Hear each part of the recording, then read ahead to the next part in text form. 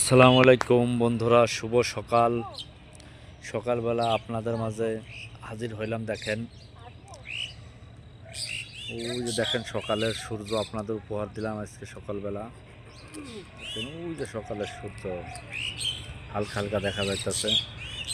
আসলে কি দেখেন, আল্লাহর কি অসীম নিয়ামত, আমাদের সুন্দর সুন্দর জিনিস উপহার দিয়ে দিয়েছেন দুনিয়ায়। এই যে দেখেন, এই ধান খেতটা কিন্তু 3 মাস আগে অনেক যত্ন সহকারে লাগিয়েছিলেন। লাগানোর 1-2 দিন পরে এই ধান খেতের উপর দিয়ে আরও আপনার আঙ্গুল হাফ হাত পানি হয়ে গেছিল। কেউ বলছিল না যে ধান খেতটা আসলে বাঁচবে কি, মানে ধান খেত থেকে আসলে আল্লাহ ধান দিবে।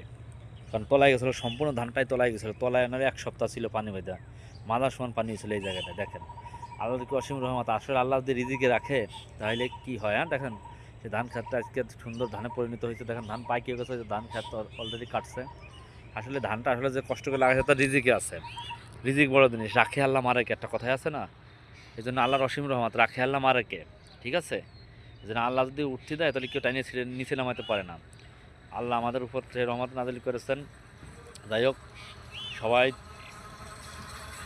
আল্লাহর প্রতি শুকরিয়া আদায় করি এবং সবাই কৃষকদের লেগে দোয়া করে। দেখেন হ্যাঁ, আল্লাহ যদি রিজিক রাখে, এই ধান হয়তো তার রিজিকই আছে, অত আরও মানুষের রিজিক আছে। ধান কেটে নিজে খাবে, বিক্রি করবে।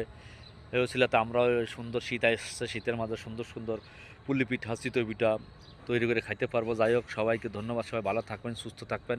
শুভ সকাল, আল্লাহ হাফেজ।